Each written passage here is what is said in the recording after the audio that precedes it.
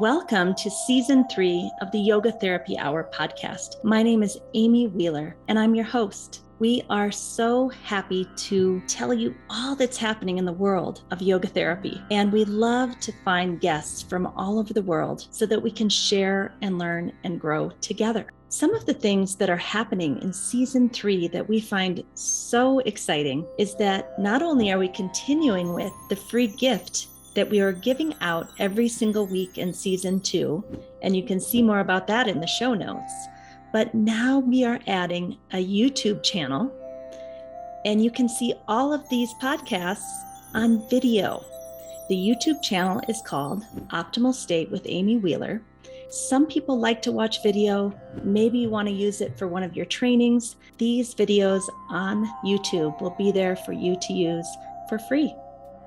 We would love your support. We have opened up a Patreon page that is going to help the podcast flourish and grow.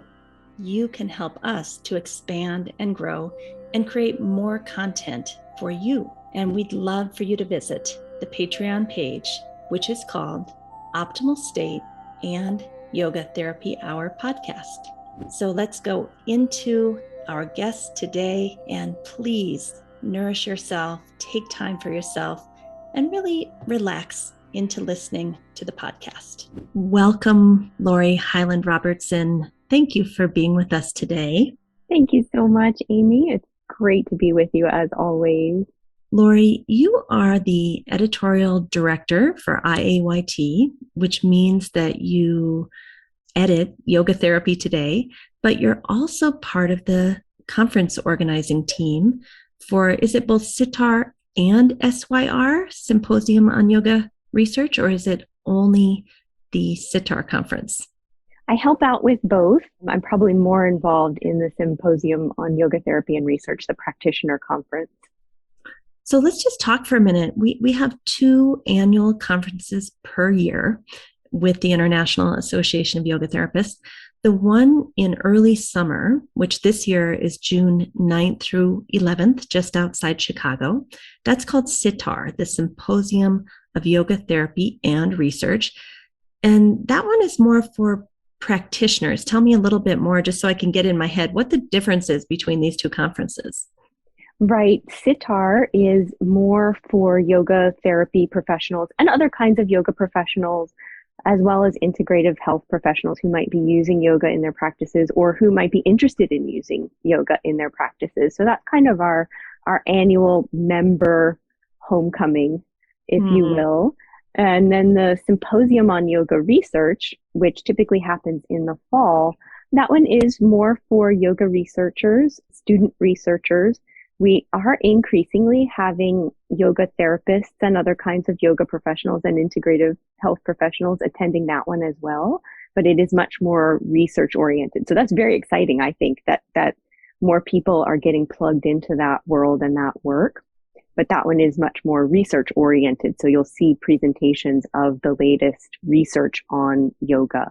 The Symposium on Yoga Research, the one that's held in the fall each year, this year it's October 17th through 19th, 2022, and that's at Kripalu. And one of the reasons I love that one is Kripalu in the fall of the year on the East Coast is just so beautiful. So today we're going to be talking about SITAR. Tuck that into your mind that you might want to think about scheduling October 17th through 19th, 2022 at Kripalu Symposium on Yoga Research. So back to SITAR, which is June 9th through 11th, just outside Chicago this year. It's the first time we're coming back together in 2 years, although there will be an online option also for those people who are not wanting to travel. And the kind of overall theme, the big idea for this year's conference is inclusion and belonging and wanting to hear so many different perspectives on clinical care, different approaches to yoga therapy, different traditions, lineages. I love that we're really embracing all the different ways that yoga therapy can be offered and all the different perspectives on yoga therapy. I love that. Is there anything else you'd like to tell us about that, Lori? Yeah, that really sums it up. This conference is such a wonderful opportunity to get outside of your own perspective and see what else is out there, see what else is being done, see how other people are practicing yoga therapy and what they're bringing to their practices, what background they have, because we all have different backgrounds.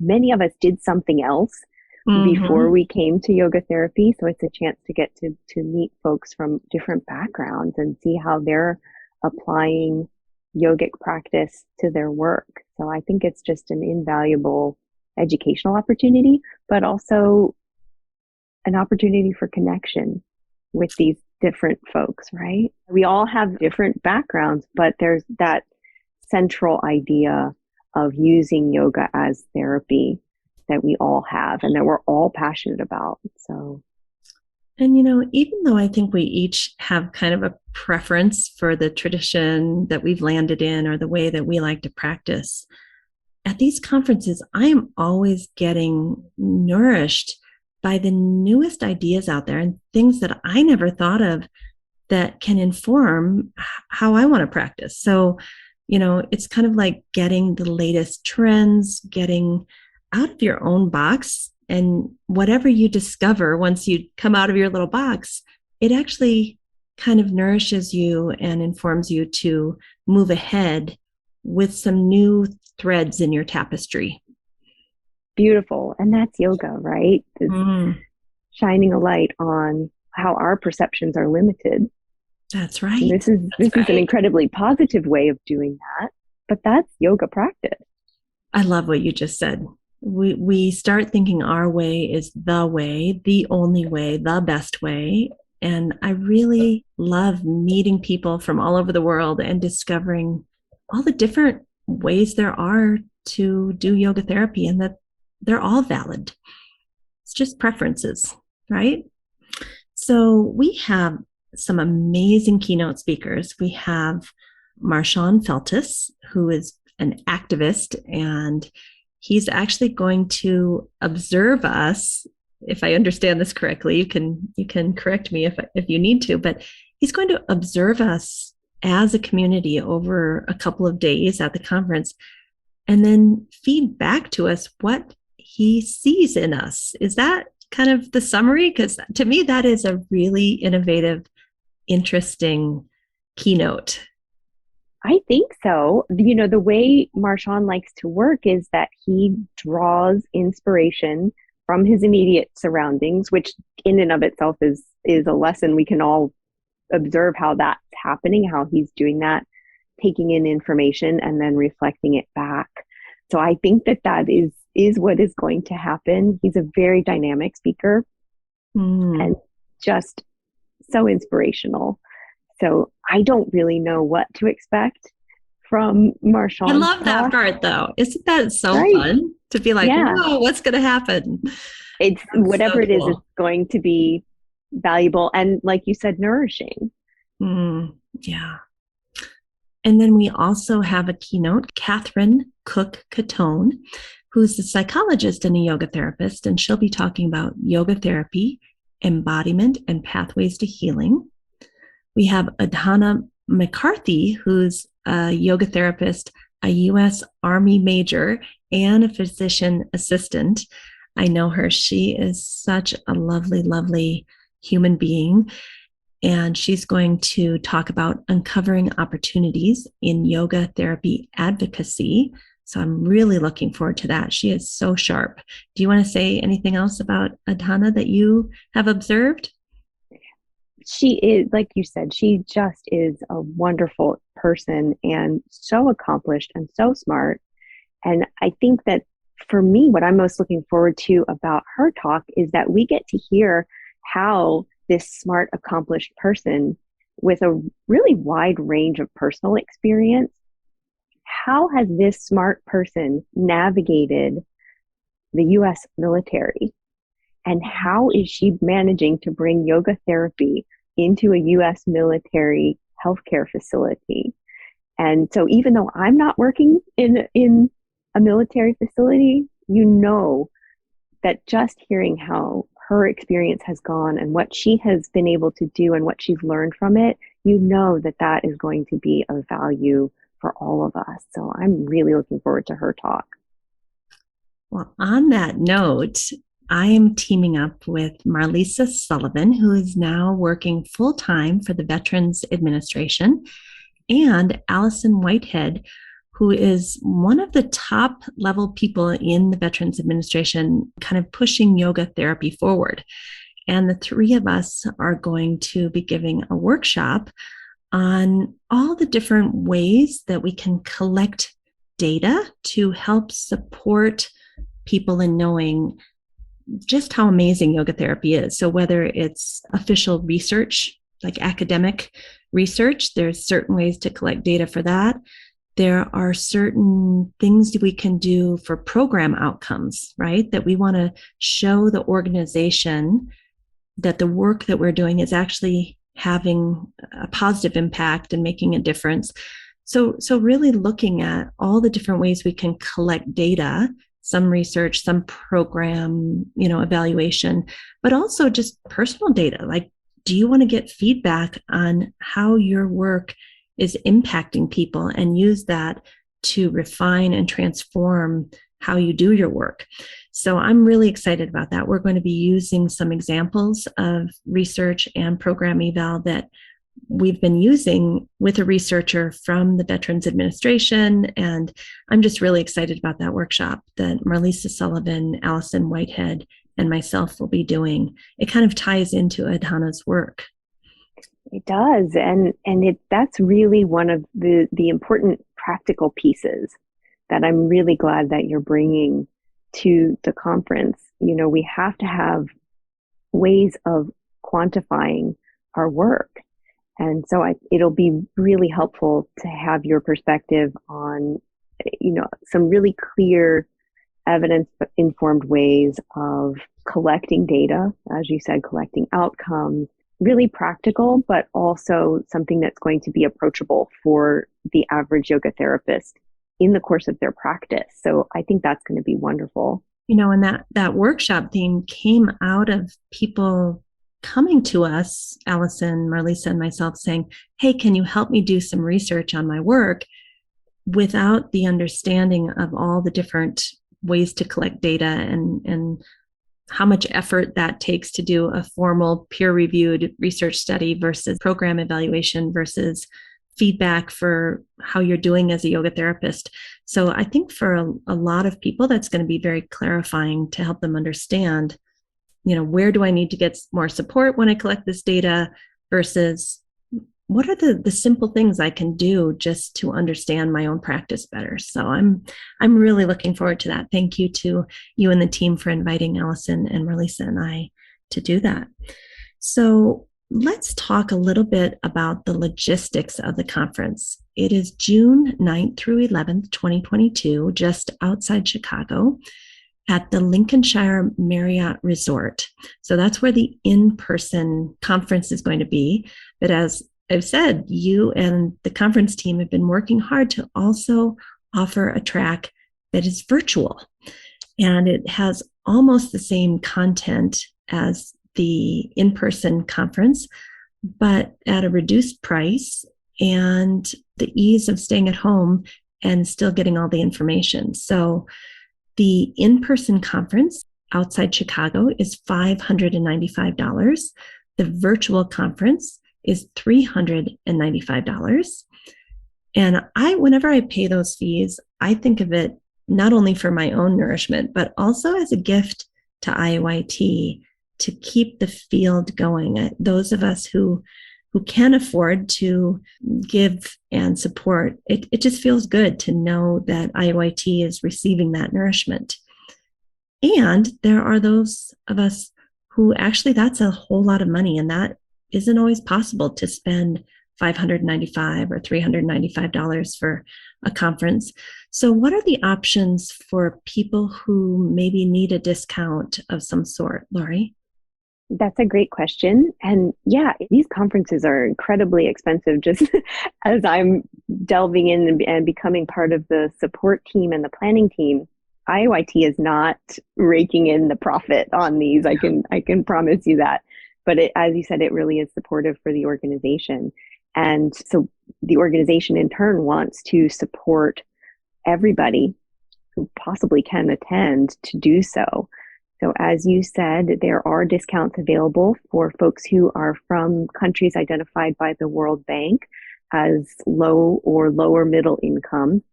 So those folks can access discounts. We also offer discounts for people of the global majority for whom a discount would be supportive. And you can check out the details of those on the registration page for the conference. And it's also right on the homepage. It's at the bottom of iayt.org/Sitar 2022.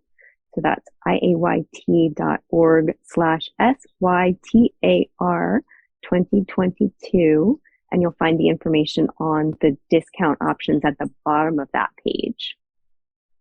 So that web address that you just gave is where people can really go and get a whole lot more information and specific details about the conference. And that's www.iayt.org/Sitar with a Y 2022.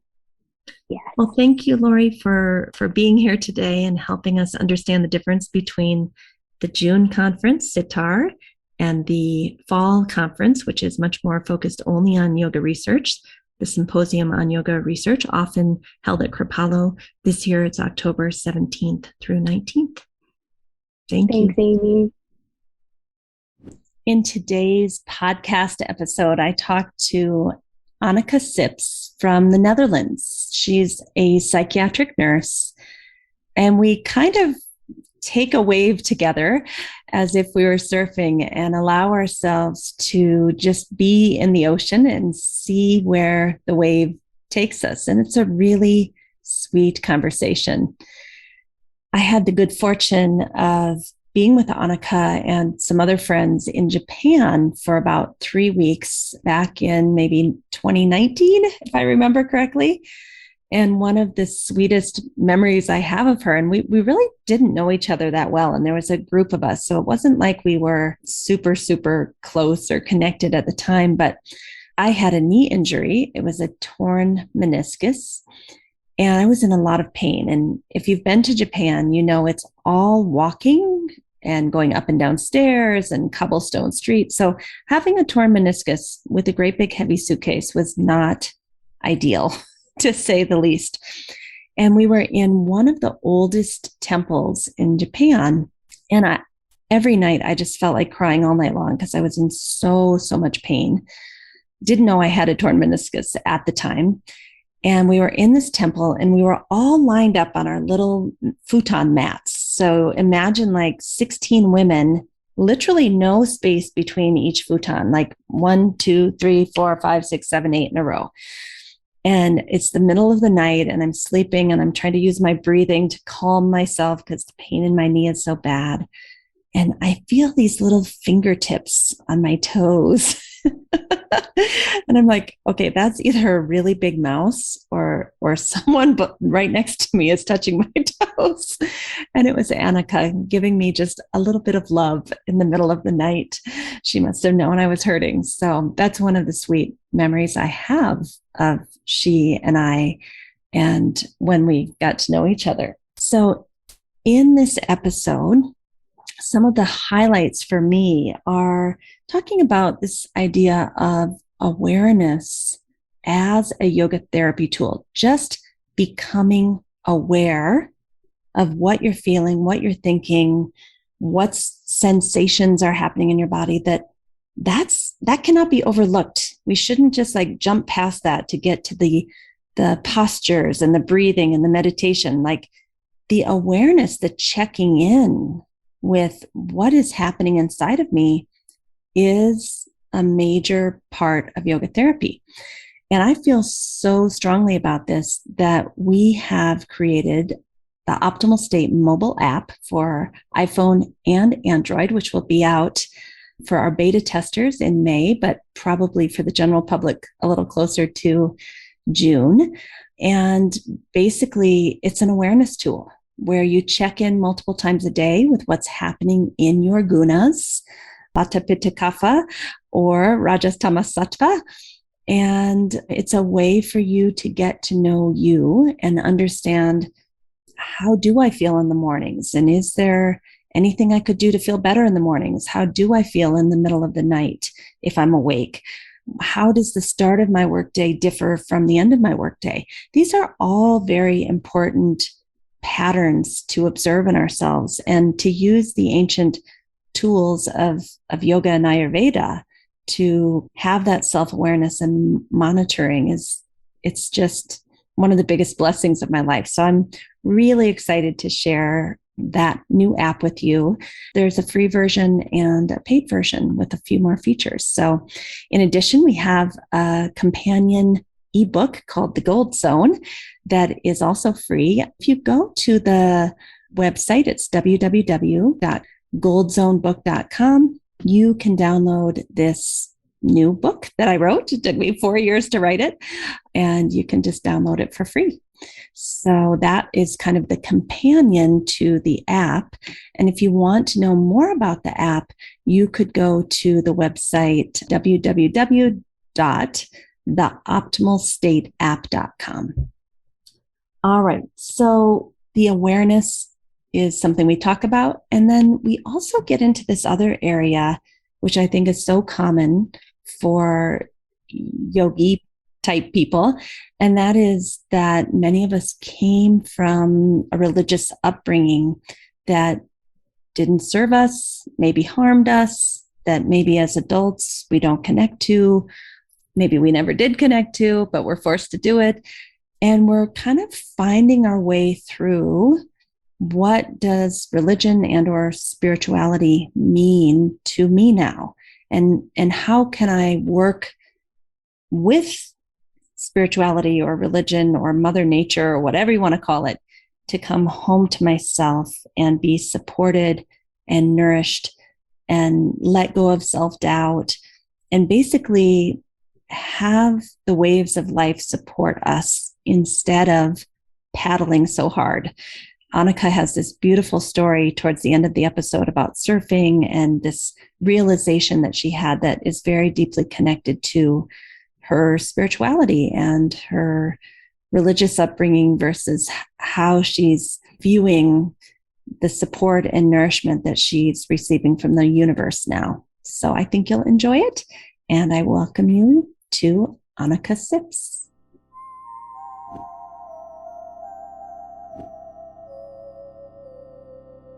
I would like to introduce you to Anneke Sips. And she just told me her last name is Sips, like 2 sips of tea, which I think is sweet. Welcome, Anneke. Hi. Thank you for having me. This is so great. Yeah. Well, we're happy you're here. And you are from the Netherlands, and you're a community psychiatric nurse, which I can't wait to hear all about. But you've just moved 45 minutes from Amsterdam to the ocean. Yes. And now you get to surf regularly. Yes, that's true. So this town it's a city and it's called The Hague. And next to The Hague is Scheveningen. It's kind of the same thing.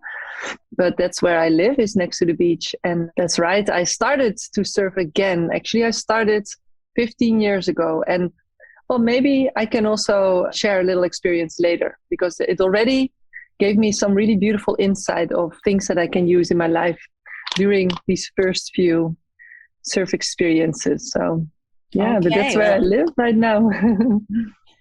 And you've just taken a new job as a community psychiatric nurse. You've been nursing for decades, as I understand it, but tell us a little bit about your history of being a psychiatric nurse and then also your new job.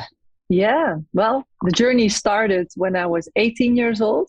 Then I went to nursing school, and pretty fast I went into the hospital or like institute to really work as a nurse as well.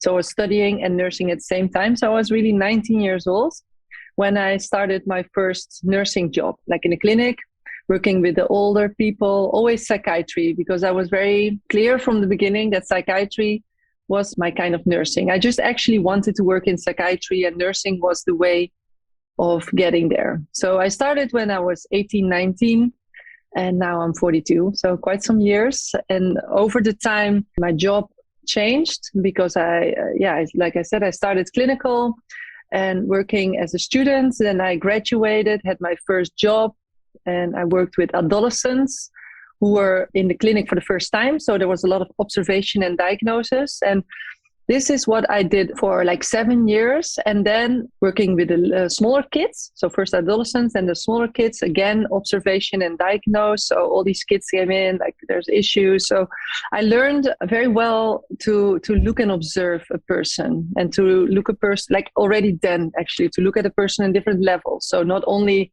like, and especially in psychiatry, it's not only what's happening in the mind, but what's happening in people's lives, and what's the family and the history and school. And you look on a different, like all different perspectives to a person. And I continued my job like this until at some point I went back to school to learn just different skills, and I wanted to work also in a different way. So I got some more papers. And then I started to work, the community psychiatric nurse. I think this is how, so first a regular psychiatric nurse and then a community psychiatric nurse. So I went to people's homes. So more into the communities and in people's houses. I went to visit them there. And then I did this for a couple of years. And then I moved. This is just all in a nutshell, right? And then I moved from Amsterdam to The Hague, and that's where I am now. And I stopped working in psychiatry like a year and a half ago. But now I wanted to discover the city a little bit. And I thought it was a good idea to go work in doctors' offices. And actually it came on my path a little bit. I was networking just with some doctors, that friends of friends. They said you need to meet them because talk about yoga therapy with them, because they're holistic doctors. So I went there and they said, wow, we have such a good connection, and actually our nurse is missing. We need somebody in our practice. Is this something for you? And I was like, wow, I don't know. It's not, this is not the reason why I'm here, but I thought, well, I wanted to explore the city and ground myself a little bit in the city. So why not one day? And then another doctor's office was like, great. Do you want some more work? I said, well, why not? So now I'm in 3 doctor's offices. 3 different days. So, and it's really cool because I see a lot of patients a day, a little bit too many, because I used to work in my own practice as a yoga therapist, and I'm taking much more time and space. And now it's like, again, back into this system of it's a little bit too much. Sometimes, I feel very much, honestly, like a milk cow, to be honest. Like, it's really like I'm being drained.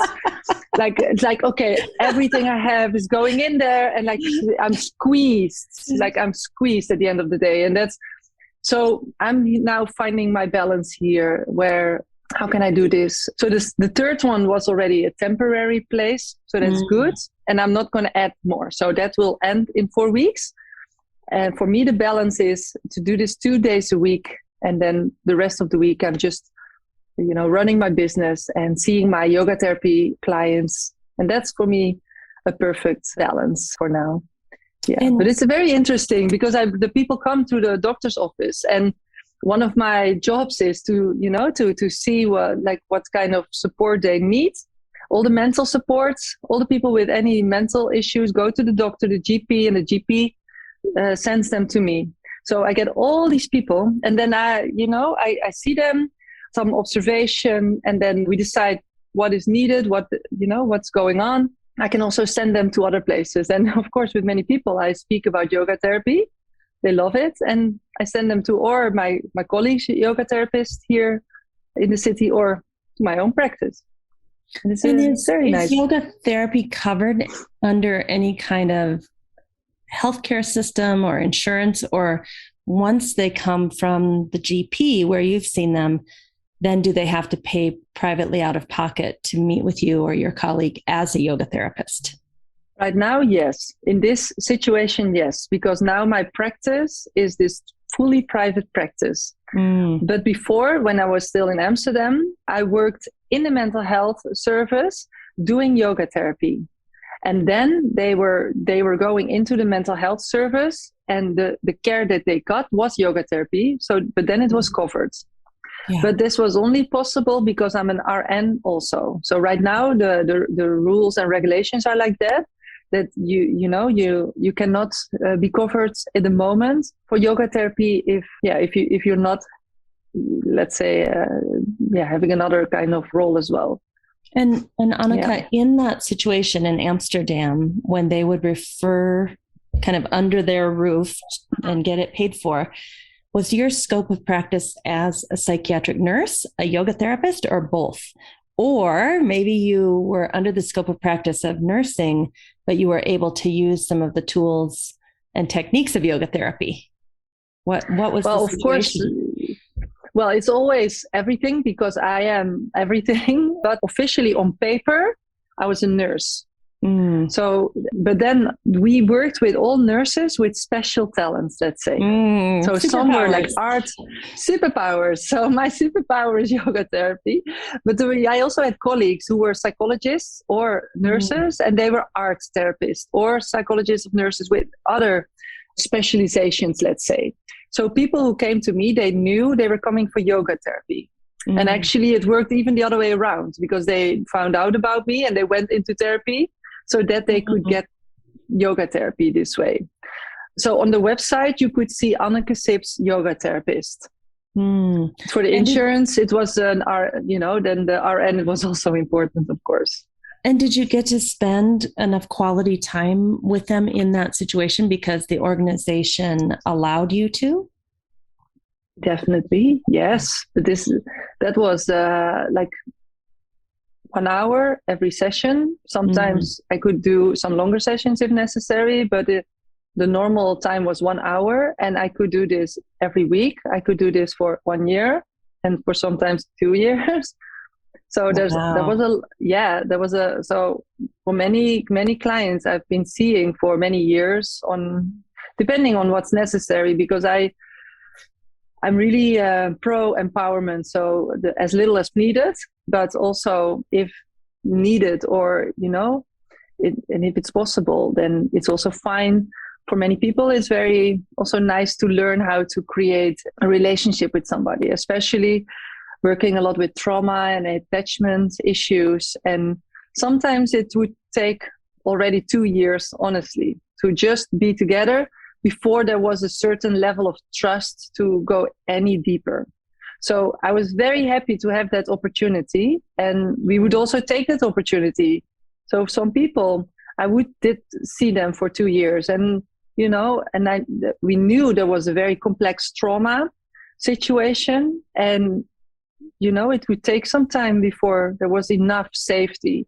And even now, not working there anymore, many of my clients, they went with me when I stopped working there in my own practice. So I still see them. So I wanted to just repeat what you just said, because you said 2 years to create enough safety to start doing the work. And that's been my experience too, is, because I specialize in mental health also, not as a psychiatric nurse, obviously, but literally just building enough trust to even tiptoe into the waters of healing can sometimes take 2 to 3 years. Definitely. And now I met a new woman only recently here in the new practice. And I feel that this is going to be the same kind of situation. But this is my situation is different now, because here I do not have 1 or 2 years. I do not have 1 hour. And I'm here temporary because it's on this day and I know it's going to end. And then I know that she's a young woman. I know that she does not have the financial situation that she can afford to come to me. And I'm going to do it anyway, because I always have a few people in my caseload that are not, they're not able to pay, but that's okay, because it's just necessary. And I told her, like, I think she's young, like she's 19. And I said, I think you're a person who needs some time, right? To trust people. And she said, yes. So I think this is going to be situation like that. And the story she is telling, I have the feeling it's a very complex trauma case, Well, but it will take time. Yeah. Thank you for pointing out that I think we should all have a certain number of people in our caseload that we are assisting because it's the right thing to do and they need assistance. So that's beautiful. The other thing you said was you're the type of yoga therapist that wants to self-empower people instead of making them, say, dependent on you. Can you tell us a little bit more about that? Because I think that's one of the things that differentiates yoga therapy from a lot of other healing modalities is that we've been successful when the person is self-empowered enough to take on life with their own heart and soul and mind. So can you speak a little bit about that? Yes, I think this is the core of the work. And the funny part is actually in all my nursing studies, as a basic nurse or especially in the community psychiatric nursing, this is like one of the most important things. So we learn always empowerment and being in your own power. We call this in Dutch, being in your own power. We read books about it. And this is super important. And at the end of the day, we are not doing it because the system does not allow this to happen, because then at the same time we need to follow certain structures, and especially time and insurance structures and all kinds of protocols. We need to work according to certain protocols, what actually makes it very difficult to offer people space, because I think space is a code word here, is a very important word, space and time, to figure it out, like what actually is my power and where, who am I and where can I ground my feet, like in this moment, but also in life, like who am I and how did I end up here? And how can I really start to underline my own qualities? Like, first of all, what are my qualities? And it's sometimes so difficult for people. It takes some time and space to figure it out. And if it's not there, then you need to follow a protocol, and it's like, and move them through the system and show these improvements every week on this chart. And I exactly, think that's one thing people, at least in the United States, are saying, oh, we want to be covered by insurance and we want to be licensed. And I think people don't understand that with that comes exactly what you're talking about. Exactly. It's not like we get to have all the time and space and then the insurance company pays us all this money. We end up getting very little money from the insurance company, forced practically to use a protocol approach, X amount of minutes with the client. It's interesting. I think it changes yoga therapy to the point of maybe we don't even recognize it. Right now, I choose to not being covered by the insurance, even like it's not even possible, we could go in that direction to make it possible. And I went there, I was going there. I was trying to set up an organization, and I was putting a lot of energy in that direction until I realized, wait a minute, is this really what we want actually? So it's very interesting. At the same time, because this was like my personal, individual, solo practice, still it's a little bit like this.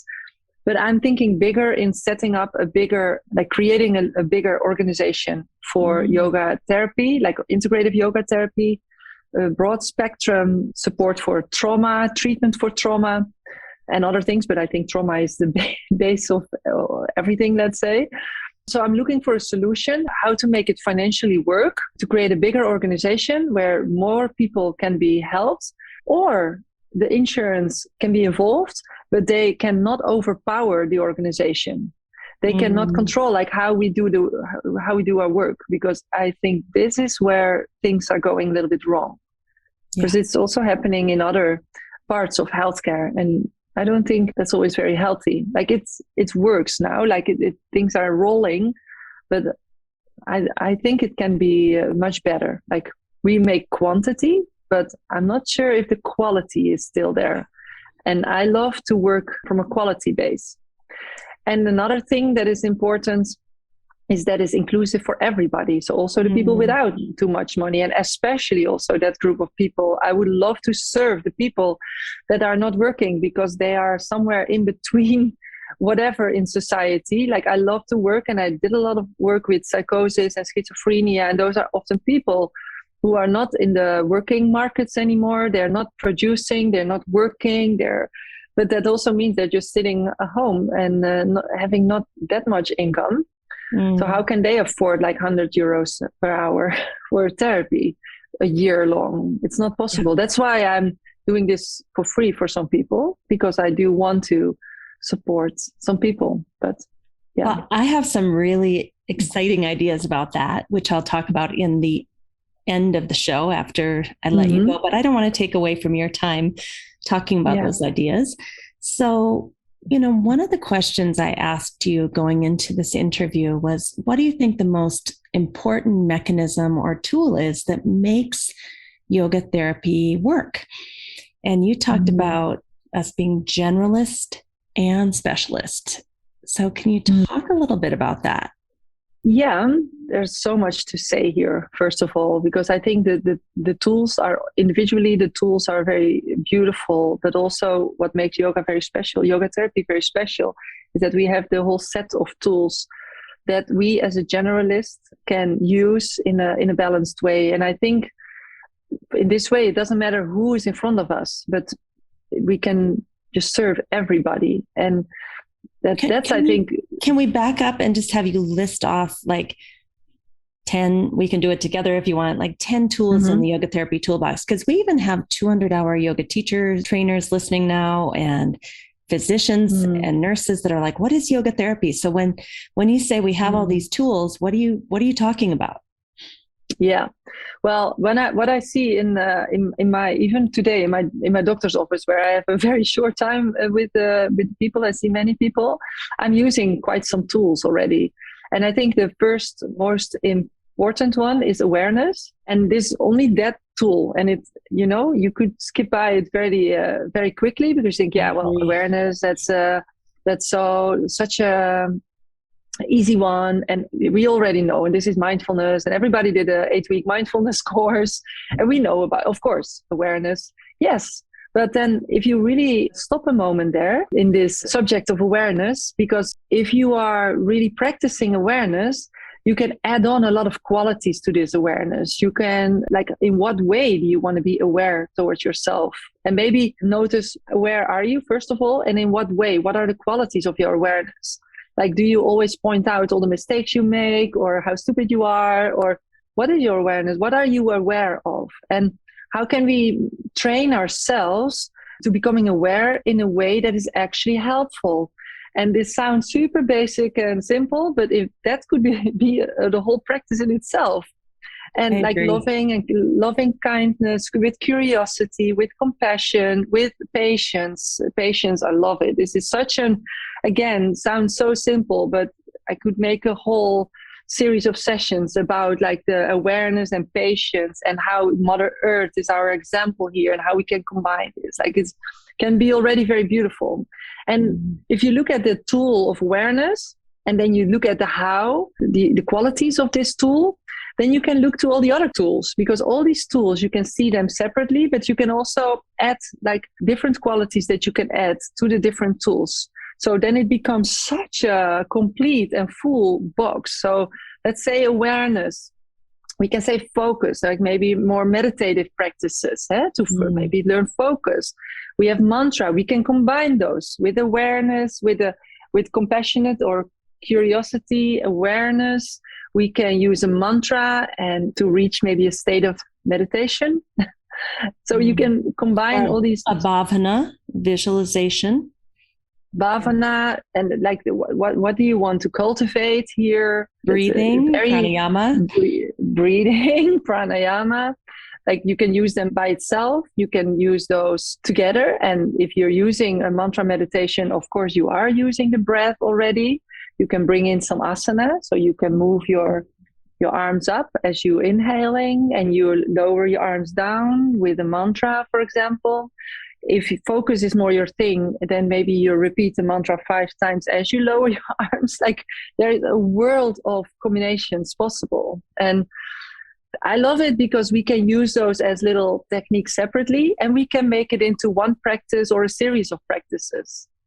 So here in my doctor's... Yeah? Oh, I just want to say, when you're talking, I'm just seeing those beautiful little Russian dolls where one little doll is inside a little bit bigger doll. Yeah. Like, or you can take all the dolls apart and put them separate. That's what I'm imagining. Yeah. That is so nice. And then depending on what kind of person you are, you put the dolls perfectly aligned, so you know exactly what to expect from big to small. Or maybe you're a person, you put the dolls all over the place and it makes you a little bit clear. Or actually you are not a person like that, but you do put the dolls in all the different places because you need a little bit of that energy. Maybe if you're more leaning towards depression and you're like, no, tell me where the dolls are, tell me the tools. And maybe you actually want to explore a little bit like, oh, there's a hidden tool, or how can we use a tool that you didn't expect? So to get people a little bit, maybe in a different kind of energy in that moment. Yeah. Or maybe I don't know if you understand what I mean. Yes, like I yes, would just keep using your doll example.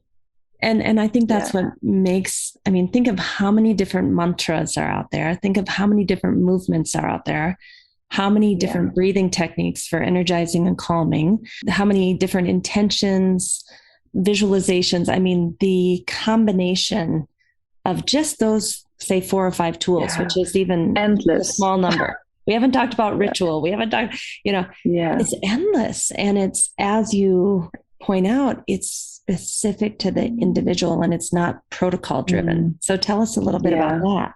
For example, I was just working with a woman. She came here in my practice and she did a mindfulness course before. She told me, like, she's telling a lot of things. I'm asking a lot of questions. That's my job. So I got to know a lot of this person. And now she is stuck because everybody was telling her she needs to do this mantra. Everything is going to be okay.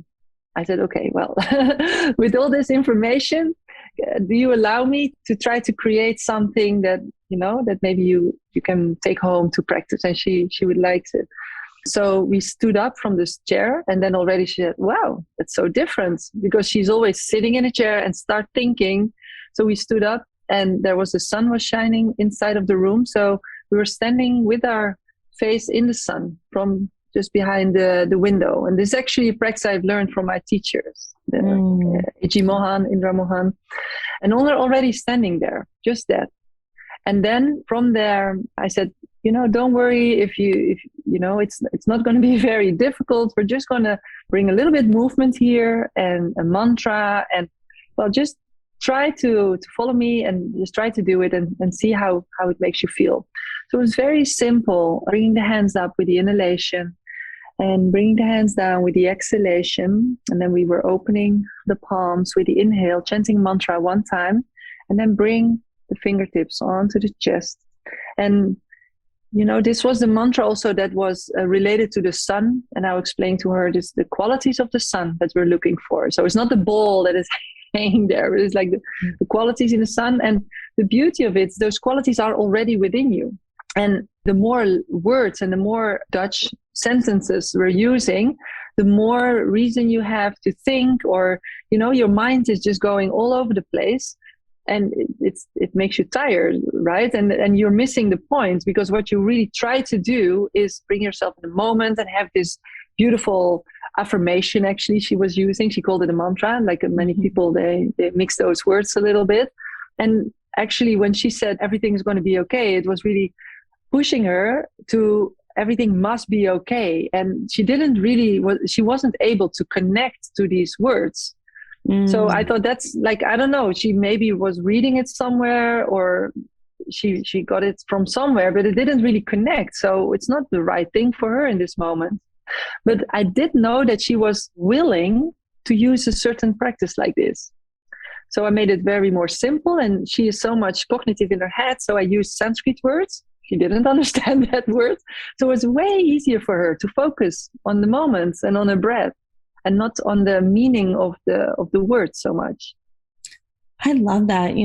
I think so many times when we just say words to ourselves, it almost gets blocked. Like the prefrontal cortex is so active and I don't like that word, or that didn't happen in my life. And you're literally almost meditating on unhelpful things and fighting with yourself, as opposed to what I heard you just say was just feel it, experience it, see if these qualities resonate with you, use your body a little bit so it's an embodied experience and not just a cognitive experience. Yeah.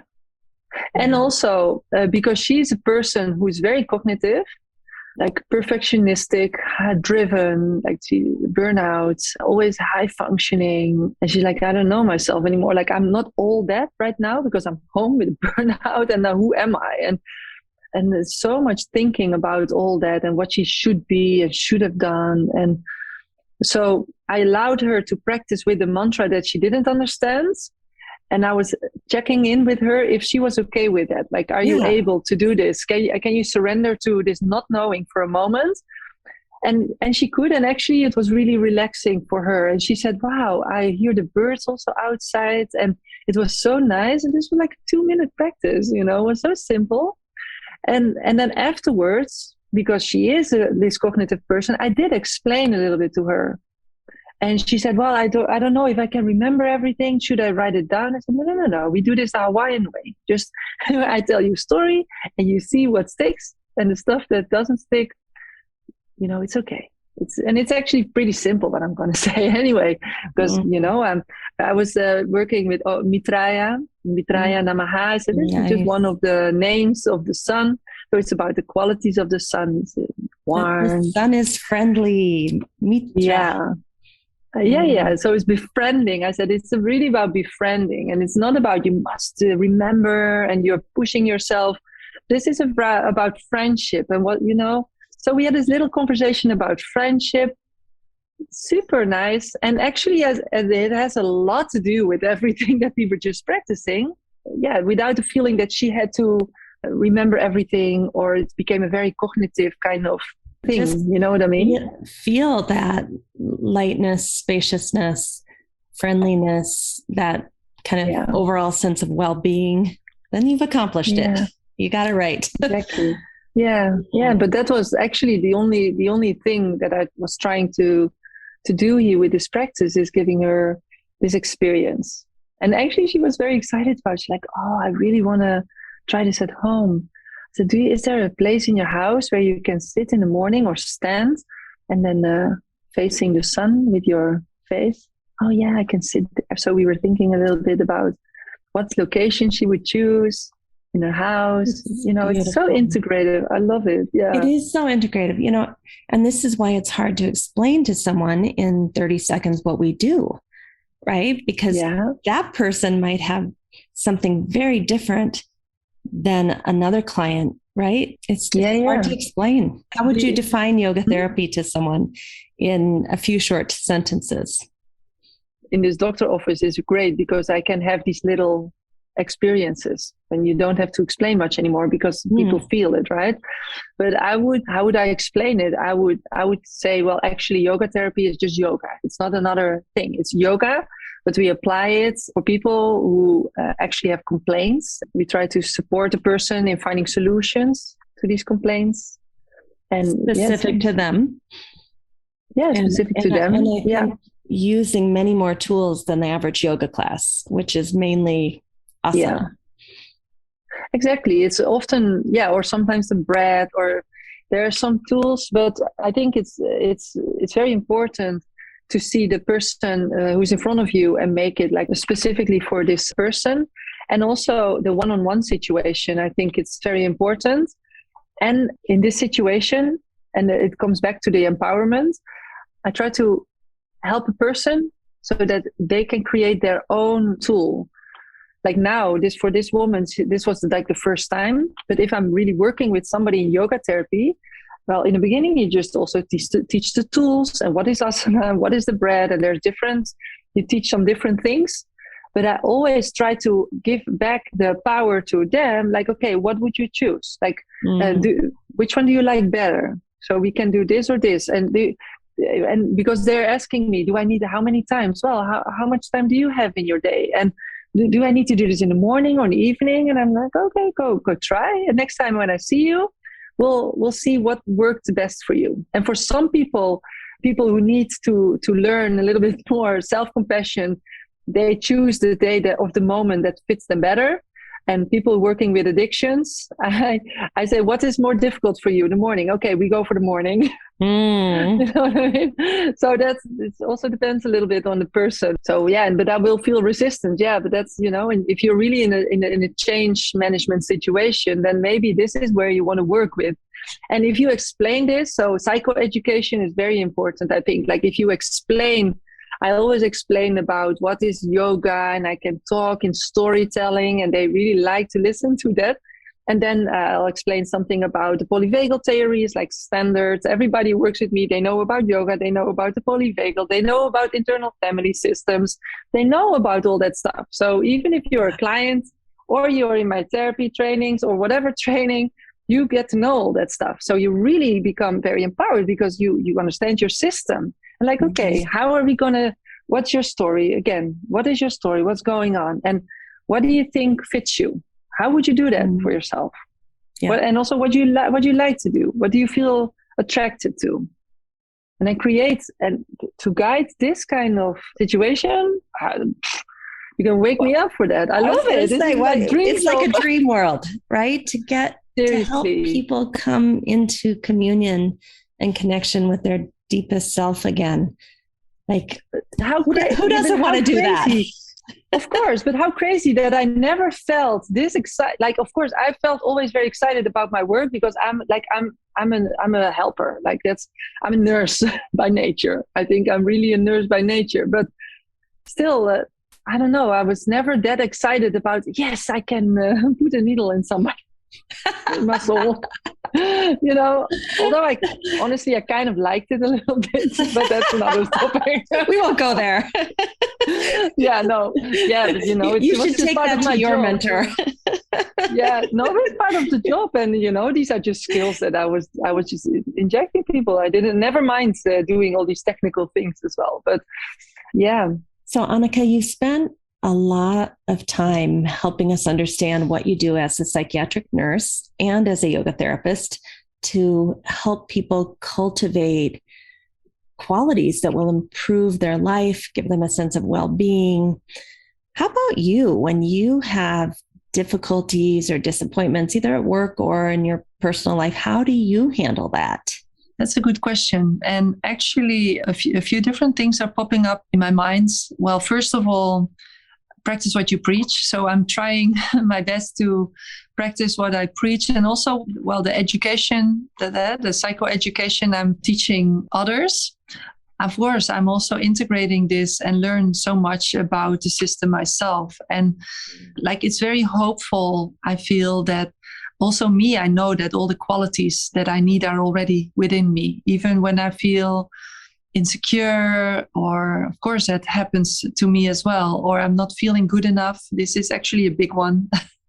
Not feeling I belong here. I should be in front of this training. And then of course I know I studied so hard, and I know I have so much experience, and still feeling our thoughts coming from deep inside, who do you think you are, teaching other people about that stuff? And, these insecurities. And so realizing that also I'm dealing with my parts and with the things that happened in my life. And also I am doing my best to underline my qualities and to grow my inner companion, or however you want to call it, and strengthening my inner self with your own little friendly sunshine. Yeah, my own little friendly sunshine. And honestly, there is the practices that I teach, and that what we were talking about. Of course, I practice myself as well, and it was really helpful for me to learn these practices from my teachers and study so much with them. And the last time I was with them in India, that was actually in 2020, before all the craziness started. And in the beginning of 2020, I was in Chennai and South in Tamil with the Mohans. And so a team that I was working with already for a little bit longer, like for quite some years, I think. But especially in that retreat there was like 10 days of devotion. And this devotion practice is very helpful for myself, because I feel after going back and forward with asana and, and doing all these kind of things with the body, like I keep doing this, but there's one thing that I didn't dive super deep into, because I don't know, I felt also some resistance from inside, coming from a religious background. And I'm not like anti-religion or whatever, because with curiosity, I explored a lot of stuff in my life. But still, I was exploring, but going a little bit deeper, that's something else. Like really allowing myself to go a little bit deeper and really find what is there. And of course, India offers a great opportunity, not only India, but also being with my teachers. That is one great opportunity, but also being in India, being alone in Chennai, also the chance to wander around and see to what my heart really feels connected or attracted. A little bit odd, I thought. And again, there's all these little voices like, what do you think? What do you know about all this stuff? I was like, okay, I'm just wandering around, see where my connection brings me. And this actually was a very beautiful, beautiful journey. And I ended up finding this little temple, and I found in the corner of the temple, this built-in temple, and there was this goddess figure. And I was actually putting my eye on Lakshmi. That was a little bit, I was like following Lakshmi, but I ended up with only a small Lakshmi sitting on the knee of Harigrivan. So this is the god with the horse head. And I don't know why, but I just kept being attracted to the statue. And before I knew, I was like going crazy in Chennai, finding another temple and feeling really sad if I couldn't find the temple. And I was like, what's going on here? Why am I feeling sad and still it was a little bit hard to understand what I was doing and why I was doing it. But that was not my goal. I wanted to just explore and see if I could open myself a little bit deeper to this. So this was the beginning. And then this whole retreat followed, where I just, there was just a deepening of understanding of the philosophy of the yoga and the devotion part and the surrendering to what? Like, what does that mean for me? So it's a lot. Yeah. So it's very much about meaning finding to me, which is a very important topic, because if you look at that subject, then the average daily things can become like a spiritual practice. And I think this is also an issue with a lot of people these days, like the missing of meaning and finding meaning in little things or maybe in stories or nature, especially that. Started a really beautiful journey for me, and also realizing and respecting myself for, having a background as I have, like very religious, but in a direction that I didn't want to go. And then so back to, okay, need to figure it out myself. What is the meaning of life and what is the meaning of death? And exploring these topics of life and death I think is very precious, and it's a very important ingredient also for me personally in the place where I am in my life. It's very important to feel grounded and also to start to understand certain things, like certain things about myself, why I reacted in a certain way. Like, of course, then going back from Chennai to the Netherlands, very different situation. And there's no temples here. And I really miss it a little bit. Also, just to... I don't really know why, but I do feel attracted to certain things. And I feel this very much with India, but also very much in Hawaii, for example.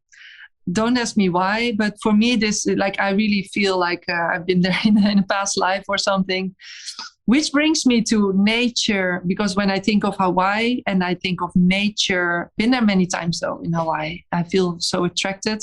And also the surfing, and like, I'm not a good surfer or anything like this, but I love what nature can teach us and what we can learn from these activities. Or one little example that I can give, and that's how I started also when I started to say, like, I can, pick up my surfing here.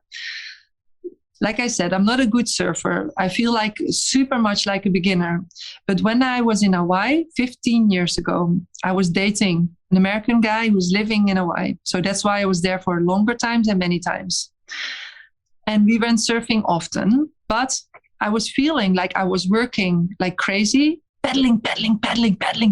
I worked so hard, paddle, and missing almost every wave, which was fine. I was like, I'm a beginner. It's okay. I still enjoyed. Like, I got a good workout. Really, yeah, I got a crazy workout, and I really enjoyed it anyway.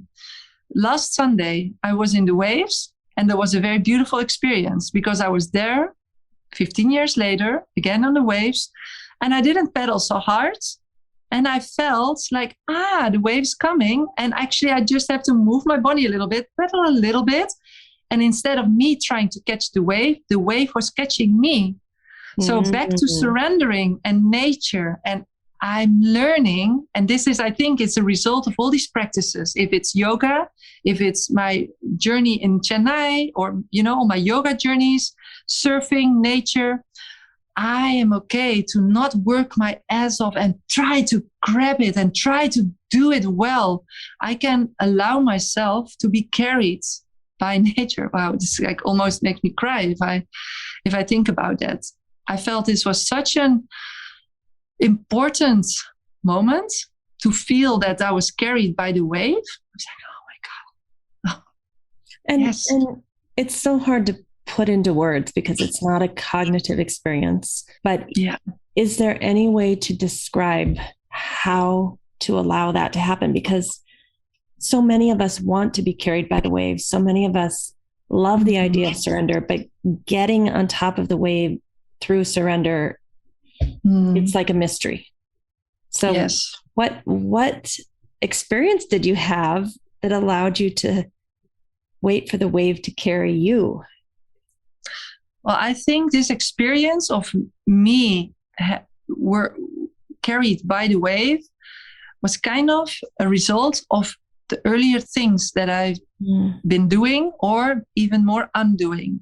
I think it's like one of these moments where it becomes very clear of what I've been doing these past years, and especially these past 2 years, I think were challenging for many people and eye-opening in many different ways for many people, and reflecting on life and death for many people, also for me.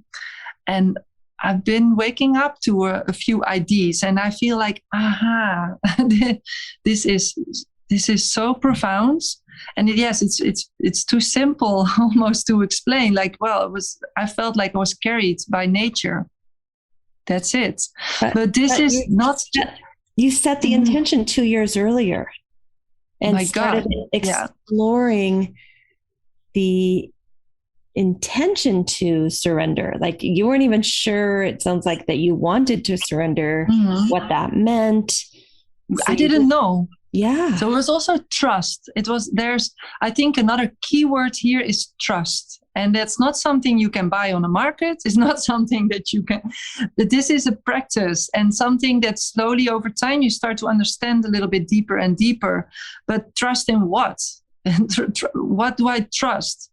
And in my background, growing up very religiously, which was not my thing, feel like, so what is actually the meaning of life? And what is my spirituality? I have to figure it out with curiosity, trying to figure it out now, I feel plucking a little bit of fruits of that. Like, I find my own spiritual grounding here. And for me right now, and in the stage where I am now, it's called Mother Earth. Like, for me, this is really and I know, because whenever I say that, I feel it. I also think back to certain moments, the most difficult moments in my life. And I was thinking, why actually did I feel not afraid? Like, I was dying almost once and I wasn't afraid. And all of a sudden I start to understand now, years later, I felt carried. but I didn't know. I just felt it. But more and more, and this is also through practice and understanding and etc., I start to understand why I did feel carried. And this is personal. It's not like my story and my feeling of being carried, it's for everybody. No. But I think it's beautiful if we can help people in their own personal journey to find like, who am I and what actually is carrying me? Right. Because I believe that we all are carried, you know, if not Mother Earth, then it's whatever, Father Sky, or it is maybe your own bubble. I don't know, but, or each other, definitely, like our community, because I do think we are all connected. So either way, but we're not all alone, just flying objects in space. That I don't think we are that. No. You know, although sometimes I feel like that, like I'm going all directions, but no, I'm just kidding. But yeah. But what I love that you just said is, especially in this instance when you may have been dying, you felt it. And when you said you're out there surfing, you felt it. I think that's the key. Again, it's not cognitive. You can't think your way into surrender. You can't think your way through being supported. You have to feel your way. And just how you wandered around through Chennai looking for temples and seeing what you were drawn to. You had a willingness to explore. You trusted yourself enough to walk alone and feel and breathe and sense Hayagriva and Lakshmi. Like that willingness to do that journey is the foundation of what happened to you last Sunday when you were carried. Exactly. And I don't think we have to get to total surrender or get to being carried today. We just have to set the intention, start to explore. Like it's not something you can plan anyway. It's not like, okay, last Sunday, let's get this experience of surrendering and being carried. It's not like that. Yeah. It just happened to you, and it's like it's just a small moment because it's just like the waves catch and like and then it happened again. So thank God it happened a few times. I was like, aha, this is how it works. That is interesting. You understood the assignment. Yes. But I do know that we can practice this. This is why, back to the empowerment, this is not why I'm not telling a person this is how you should breathe. This is why I'm inviting a person. Let's see if you can try to notice your own breath, and maybe you notice your own rhythm, and maybe you find your own rhythm, find your own breath, find your way, your own way, because that's the only place where you can actually, at the end of the day, find yourself. Like you are not finding yourself in my landscape. Well, right. Now we are a little bit hanging around in each other's landscape, which is great, inspirational, fun, everything. But at the end of the day, it's all that. But you will find yourself in your own landscape. And maybe you meet me there. Hi. But you know what I mean? You're in the center of your universe. I'm in the center of my universe. And we can wave to each other and blow kisses. You know what I mean? But I completely, and that's yoga, right? Yeah. You go all the way back to like Yoga Sutra 1.3. It's that the goal is to find your deepest connection with you. And how would I know what that is for Anneke, or how would Anneke know what that is for Amy? Yeah, exactly. Give me some ideas of how to explore, or exactly. Or try that outfit on for size, and then let's talk about it and see if it resonated with you or not. And maybe some people have no idea where to start. Okay, well, I can help you with that because, I can make even a whole series for you. But we're not going to say this is the series. And we're also not going to keep doing this forever. Maybe this is just a start as give you an impression of what it could be. But at the end of the day, it's like, and even if you are a person who likes to use a build series, for example, in yoga, it's still how you are dealing with yourself going through that series. But eventually, I hope people are empowered to be able, and even if it's only 3 asanas and 10 minutes, but if you create it for yourself, I find it more profound than doing 2 hours practice made by somebody else. And, I rather have somebody just start to create for themselves. But for some people, it's a little bit more difficult than for others. Others are really open and curious about, let's do this. And for others, that's, over time as a yoga therapist, we learn also the skill to help a little bit more here or there. But at the end of the day, the core of the project is you can do this yourself. And I think that's so important to know what the end game is, because it really informs the beginning, the middle, and close to the end, right? That if the goal is self-empowerment and bringing people back to the center of their own universe, that's a very different goal than I need you to straighten your leg in this way, and I need you to take a 6-count inhale to please me. And, that it's just a completely different paradigm that we're working with. Totally. Yeah. It's just another thing. It's another thing. I think it goes back to your experience in Chennai. The reason that we can trust, even after maybe we've had some childhood trauma around religion or cults or, whatever it might be, even adult experiences in those areas, the reason we can trust is because we're coming back to self. We're not surrendering to a human that's going to control us. We're surrendering to ourselves and committing to being true to ourselves. That's just a whole different deal. Yeah. So exactly. Beautiful. Yeah. Or something that's even bigger than myself. And I don't, but that's maybe that is like we all, I think, have energies around us that are larger than ourselves, but they are like something connected to me, and it's larger, and then it's merging with your energy. Like we are kind of in each other's field, although we are thousands of miles away right now. Yeah.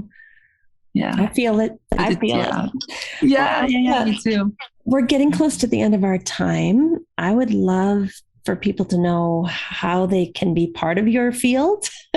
Is this a current website? Yeah, this is just my AnnekeSips.com. The network yoga therapy is another place. This is fine as well. This is just like a one-pager with some information about me. So AnnekeSips.com, and then the other one is? networkyogatherapy.com. I'm going to pull that one up for you YouTube visitors. A lot of people don't know this, but now that we're having our year anniversary of this podcast, we're taking all of the podcasts to YouTube because some people prefer to watch them. So the people who are seeing this starting May 2nd, you're going to start seeing a lot of episodes from season 1 and season 2 on YouTube.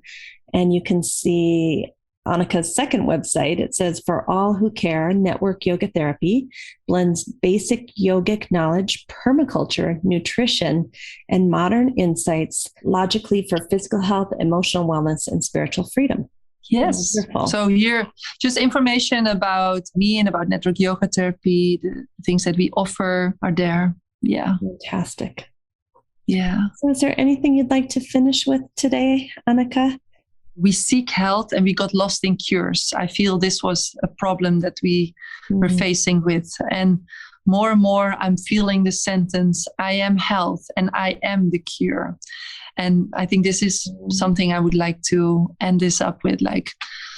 I'm wishing for everybody to be able to find, and even through another journey or whatever, but find their way home within themselves, especially in these challenging times for many people where mental health is, a little bit out of control, I see around me. And I hope I can inspire as many people as possible, and also through these kind of things like the podcast. So thank you very much for this stage, let's say.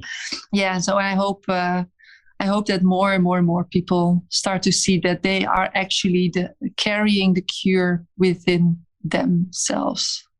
Yeah. Beautiful. Thank you. Thank you for listening to this episode with Anneke Sips from the Netherlands. I found it very nourishing, and everything that she talked about, I could so relate to. one of the little things I'd like to kind of circle back to is this idea of finding like clinics or ways to practice yoga therapy, maybe with insurance, maybe without insurance, but the kind of ability to have people come to a place for health and healing and beyond. By beyond, I mean spiritual connection. And how, if we get into the insurance game, some of that could be dictated to us. And I think Anneke and I both feel that we don't want to be told how long we have to work with the client, and if we have to cut it off after 11 minutes to move to the next one, that we want to work in an integrative and holistic way, but that it has to be financially sustainable to do that. And so I've been really kind of experimenting with ideas on how could that work. And one of the things that has been mulling around in my mind is that there are many centers out there already, addiction centers, wellness centers, hospitals that would love yoga therapy, but maybe they can't afford to pay full-time yoga therapists. So maybe there's a way for some of us that have yoga therapy schools. My school is called the Optimal State Yoga Therapy School, to have internship sites, because all of our students need 150 hours of practicum or internship. Maybe there's internship sites out there that would like to invite our students to either do telehealth, or if they're local, they could come in online. And of course, there would be some expense towards that, and there may need a grant to kind of oversee the administration of that. But I think it's a really good model to start contemplating. And we have many students that already work in healthcare centers and psychological centers that have started talking to me about this, like, hey, I'm getting paid at my job to do this work as a nurse, as a wellness coordinator, as a hospital director. I'd like to make this an internship site for Optimal State students. Are you interested? And I'm saying, yes, let's start that conversation. It's a win-win for everyone. So after Anneke and I stopped taping, she told me about some of her ideas, which I won't repeat here because she didn't give me permission to at this point. But she also has some really phenomenal ideas about how yoga therapy could start to enter into healthcare and into psychological services and create this win-win situation. Now, with that, she and I both agreed there needs to be abundance. I'm about 10 years older than her. And like her, I have been paddling my little heart out for about 25 years for yoga therapy, trying to catch the wave. I'm paddling. There's the wave. Where is it? I want to find it. And as she said in the podcast, what if we sat back like Lakshmi with open arms and said, I'm ready for the wave to carry me. And that's how I feel. I feel like I've put in a lot of great work, and I know many of you are in the same situation, and we are ready for opportunities to carry us, that at the very least we can work together for, right? That we don't have to put in so much work and hurt our own selves, our nervous systems, our time with family, that there's got to be some wave-like quality that helps to carry us too. So just, setting that intention, as we talked about, to be carried, to allow ourselves to be carried, to surrender, and to know that the goodness is out there. So one of the ways that I would like to invite you to help carry this podcast, which has 5 people working for it, and it's 25,000 downloads now as of May 2022, and we're growing all the time. We want to create transcripts of each episode. We are expanding to YouTube now. We're taking many of the episodes from season 1 and season 2, and we're bringing them to YouTube so you can revisit them or use them in your curriculum with, anything that you're teaching. You could show some of them, and we have obviously wonderful experts all over the world. And so we have also started a Patreon page It's called Optimal State and Yoga Therapy Hour Patreon page, and we're asking for your support. We're asking you to be the wave that helps to carry us as we do this good work in the world. And we have different tiers from $4 a month all the way up to $20 per month, tier 1, 2, 3, and 4. And there's a lot of content in addition to audios and videos of the podcast. We have a lot of other content we'll be offering through and exclusive to the Patreon channel. In addition, we'll have some very special things just for you if you're a Patreon for us. So please enjoy being part of the wave that carries this Yoga Therapy Hour podcast. And we look forward to receiving that support from you. Thank you. Please don't forget to sign up for our newsletter mailing list, where we give you a free gift every single week. It's usually something that the guest has been talking about, like a book chapter or an article or an infographic. Check out the show notes for that. Thank you for listening today.